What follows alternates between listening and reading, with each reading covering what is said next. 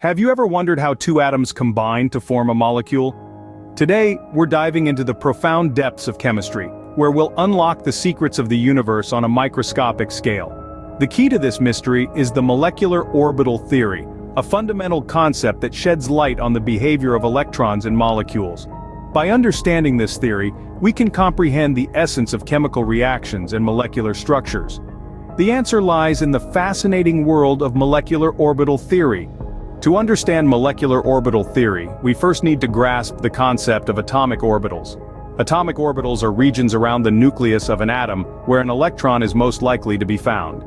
They are not paths that electrons travel in, as was once believed, but rather, they represent the probabilities of finding electrons in different locations around the nucleus. Now, the shape of an atomic orbital is determined by the energy level and type of the orbital. The simplest one is the s orbital, which is spherical in shape.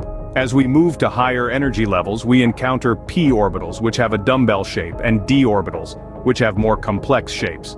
But why are these orbitals significant? Well, atomic orbitals are the home base for electrons. They are the places where electrons reside when they aren't busy doing something else, like participating in a chemical reaction. These orbitals give us insight into the behavior of electrons, which is crucial for understanding how atoms form bonds to create molecules. Each atomic orbital can hold up to 2 electrons, with one spinning clockwise and the other counterclockwise. This is due to a property of electrons known as spin, and the orbitals are filled based on the energy levels, starting from the lowest, a rule known as the Aufbau principle.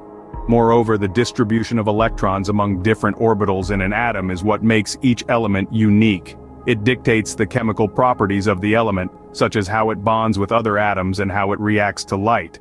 So, atomic orbitals are more than just fancy shapes. They are the key to understanding the behavior of atoms and the substances they form.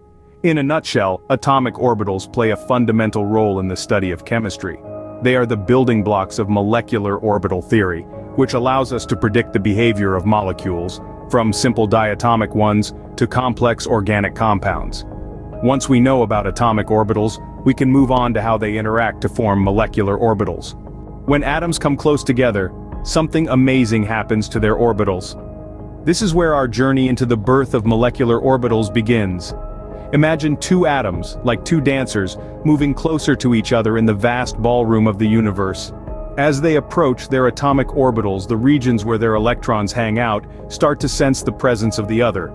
This interaction between the atomic orbitals is like a magnetic pull, a dance of the electrons, if you will. As the atoms get closer, their atomic orbitals begin to overlap, and this is where the magic happens.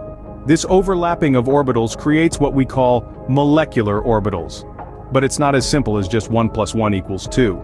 No, the formation of molecular orbitals is a much more exciting event. You see, when 2 atomic orbitals combine, they give rise to 2 molecular orbitals. One of these is a bonding orbital and the other is an anti-bonding orbital. Let's break that down. The bonding orbital is the result of constructive interference between the atomic orbitals. Think of it as the harmony that emerges when 2 musical notes blend perfectly. The electrons in this orbital are in a lower energy state, and they act as the glue that holds the 2 atoms together, hence the term bonding. On the flip side, the anti-bonding orbital is the result of destructive interference between the atomic orbitals. This is like the dissonance you hear when 2 musical notes clash. The electrons in this orbital are in a higher energy state and they can destabilize the bond between the atoms. That's why it's called anti-bonding. It's this delicate dance between bonding and anti-bonding orbitals, between harmony and dissonance, that determines whether a bond will form between the atoms and what the properties of that bond will be. This overlap is the cornerstone of molecular orbital theory. It's the key to understanding how atoms form bonds to create the molecules that make up the world around us. So, let's delve deeper into this fascinating world of molecular orbitals. Not all molecular orbitals are created equal. This phrase may sound a bit peculiar in the context of chemistry, but bear with me. As we delve into the energy levels of molecular orbitals, you'll see that this statement is more than just a scientific platitude. Molecular orbitals, as we've discussed earlier, are born from the marriage of atomic orbitals. But this marriage doesn't produce identical twins. Instead, it gives birth to 2 distinctly different types of molecular orbitals, bonding and anti-bonding orbitals. Now, what sets these 2 types apart? It's their energy levels. Let's start with bonding orbitals. They are the good kids in the family. the ones that stabilize the molecule. How do they do that? Well, they are lower in energy than the parent atomic orbitals. They're like the foundation of a building, holding everything together, providing stability. They are, in essence, the glue of the molecular world. Now let's turn our attention to their counterparts, the anti-bonding orbitals. These are the rebels, the ones with energy levels higher than the parent atomic orbitals. They are like the top floors of a skyscraper, far from the stabilizing ground. They can, in a sense, destabilize the molecule if they are populated with electrons. So, imagine a seesaw. On one end you have the bonding orbitals, low in energy, trying to stabilize the molecule. On the other end you have the anti-bonding orbitals, high in energy, potentially causing instability. The balance between these two determines the overall stability of the molecule. And it's not just about stability. These energy levels also influence how molecules interact with each other, how they react, and even how they absorb or emit light. They are the unseen puppeteers, pulling the strings of molecular behavior. So the next time you come across a molecule, remember that it's not just a collection of atoms. It's a dynamic playground of energy levels, of bonding and anti-bonding orbitals, each playing their part in the grand performance of chemistry. The energy levels of orbitals play a crucial role in the stability of the molecule. And that's the essence of the energy levels of molecular orbitals. Electrons in a molecule aren't randomly placed. They follow a disciplined order, adhering to certain rules that govern their behavior. In the realm of molecular orbitals, two significant principles guide this electron configuration: the Pauli exclusion principle and Hund's rule. The Pauli exclusion principle, named after the physicist Wolfgang Pauli, states that no two electrons in an atom can have identical quantum numbers. In simpler terms, it means that an orbital can accommodate at most two electrons, and they must have opposite spins. Imagine a room that can only house two people, but one has to stand on their head. Next, we have Hund's rule. Named after Friedrich Hund, this rule tells us that electrons prefer to occupy empty orbitals in the same subshell before pairing up. It's like choosing to sit alone on a bus until all the seats are occupied, and only then do you share your space. So how do these principles translate into the filling of electrons in molecular orbitals? Well, let's imagine the molecular orbitals as a set of empty rooms in a hotel. The rooms are at different levels, representing different energy states. As guests arrive, these guests being our electrons, they start filling the rooms from the bottom, the lowest energy state, as per the Aufbau principle. Each room can take in a maximum of 2 guests due to the Pauli exclusion principle, and they must be in opposite states. Hund's rule ensures that every room on a level gets 1 guest before any room takes in a second one.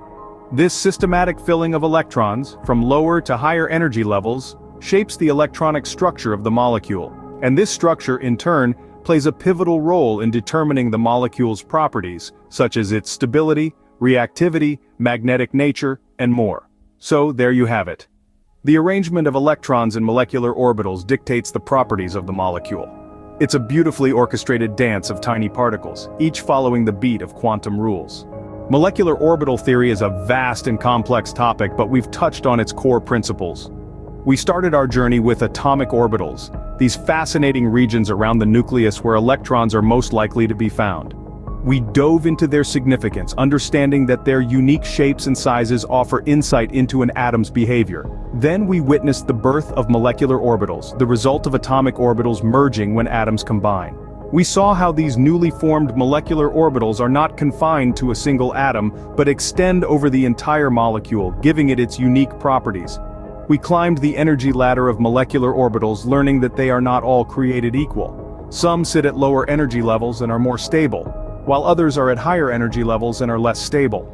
This energy hierarchy plays a crucial role in determining how electrons populate these orbitals.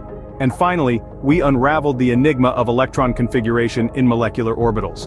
We learned that electrons fill these orbitals following specific rules, such as the Aufbau principle and Hund's rule. These configurations influence the molecule's stability, reactivity, and magnetic properties. With the understanding of molecular orbital theory, we can start to unravel the mysteries of chemical bonding and molecular structure. It's like being handed a roadmap to the unseen world of molecules, a world that's as fascinating as it is complex.